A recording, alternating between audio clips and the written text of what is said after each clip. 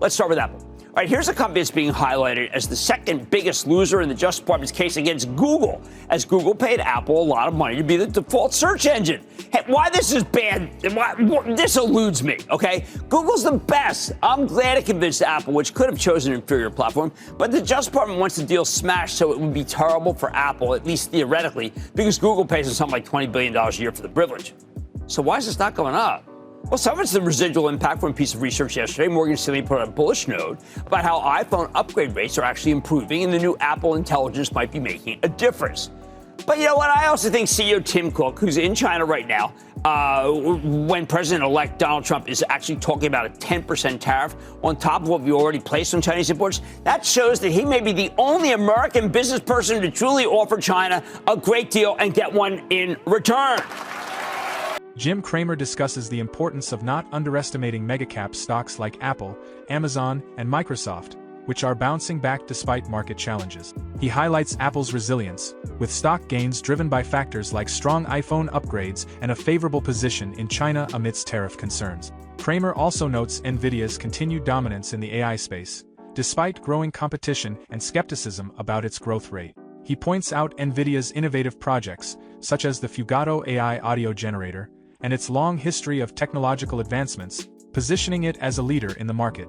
Overall, Cramer advises investors not to dismiss these stocks, as their strength and innovation continue to drive market growth. Remember today.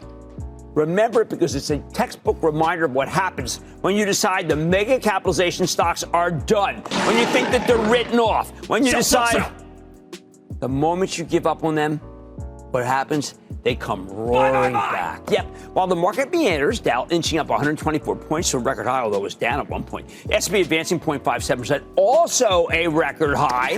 Nasdaq gaining 0.63%. The old favorites rose up as if by magic and began another run. I know what they are. They're almost like Santa's reindeer. There's Dasher and Amazon, Dancer and Alphabet, Prancer and Microsoft, Vixen and Apple, Comet, Meta, Cupid, Tesla, and of course, poor left behind Rudolph, the Nvidia reindeer. And then there's Nvidia, the Rudolph Red-Nosed Reindeer of the Magnificent Seven. Nvidia stock is struggling in a typical post-earnings miasma. We know that nothing's wrong. We just saw the numbers. They were terrific.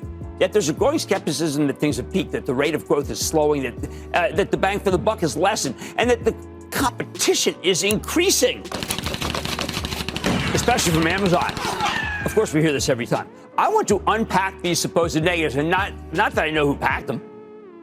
First, Amazon's not going to go into the high-end chip business away from Nvidia. It simply needs a regular supply of other chips. Nvidia has a shortage because they literally can't find enough manufacturing capacity to meet the demand. So Amazon makes some of them itself. What matters, though, is that Nvidia welcomes the competition, if you can call it that. I don't want to. Here's the deal, okay? Nvidia still has the best technology, by far, in my view. It has no competitors. Amazon remains a huge and, I am told, from both sides, happy customer. Next, has AI really peaked? I have so much trouble with this. Nvidia's rolling out software as part of its stack, and I think that many people don't even know that what they have going for them. I don't think that people know they have software. Which brings me to Fugato. This morning we found out about a project that fuses sounds and inspires ideas. And not unlike what Shantanu Narayan does with Adobe. They put ideas out there to inspire, to get people thinking. Fugato, as CNBC's own fabulous Deirdre Bosa explains, is part of NVIDIA's moonshots. It's an AI idea factory product. It's not a retail thing, even as we can all play with it. What matters is that periodically Jensen Huang, CEO, puts out ideas that turn out to be very, very big, like his DGX operating system that actually began from NVIDIA Shield, including a Shield TV.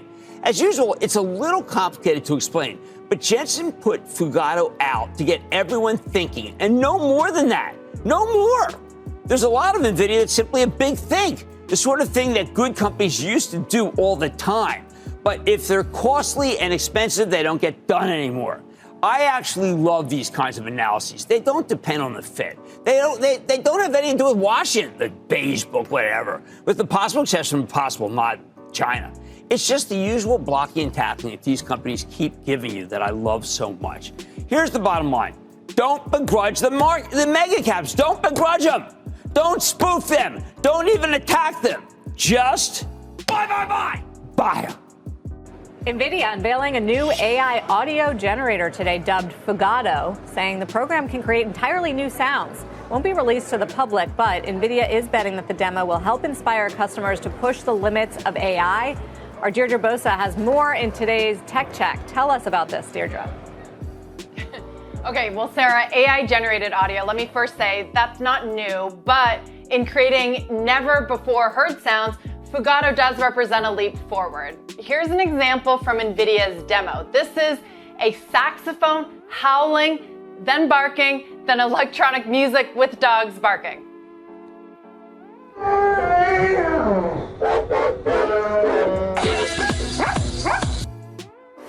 You can only hear it to believe it. Now, Nvidia isn't exactly known as a consumer product company, and it does not have plans to make this tool widely available, but that's not the point here. Nvidia has a long history of creating products as part of its own moonshot factory that's meant to inspire its customers or create new products or lead to the evolution of its own technology. Like its Android-based Shield back in 2013, this was a portable hybrid gaming console. There was a niche product, but it helped lay the groundwork for mainstream consoles that would come later, like the Nintendo Switch, which is also a hybrid console and used the Nvidia Tegra processors. Nvidia's own DGX, this is its supercomputer in a box for AI tasks. It was created in part from learnings from a Shield streaming box, also part of this Project Shield. It would get Nvidia familiar with supply chain management and hardware-software integration that has been so crucial for modern-day Nvidia. Jensen Huang recently spoke about this on a podcast with ARM CEO Rene Haas. At the time, they say it was utterly unobvious that there was a market fit for this Shield product. It was my excuse to turn Nvidia into a systems company. Yeah. And people will ask me, the DGX1, which is the computer that changed everything. Right. Well, how did that come about? Well, DGX1 is just a very large shield. DGX is now, of course, a cornerstone of the NVIDIA ecosystem and critical to its AI leadership. The first one, by the way, hand-delivered by Jensen Huang himself to OpenAI back in 2016. In fact, I think Apple's up because the China tariff could have been much higher. If 10% is the opening bid, then you have to believe that things are a little more collegial than we thought. It's a good reason for the whole market to rally, not just Apple.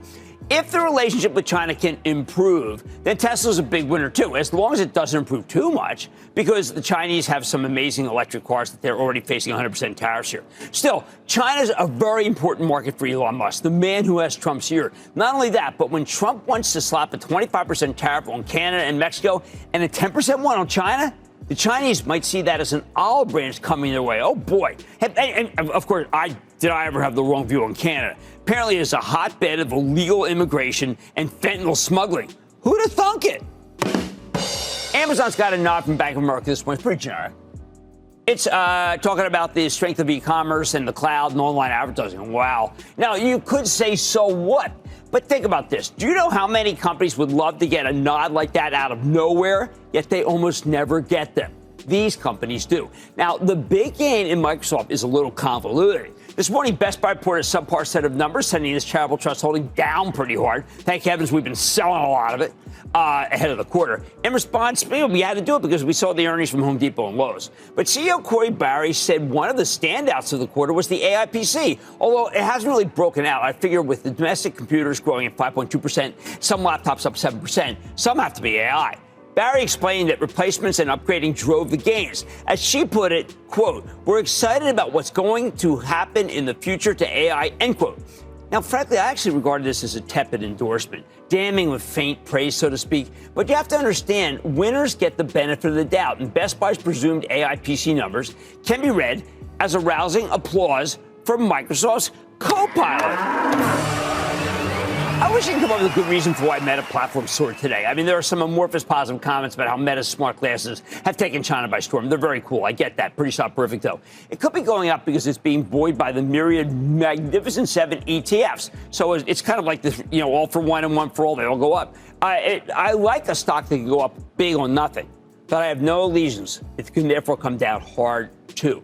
That said, think of it like this. There's not a lot of supply on the way up. And on the way down, there's a company's gigantic buyback hoping it'll help cushion the blow. That's what I call an asymmetrical positive.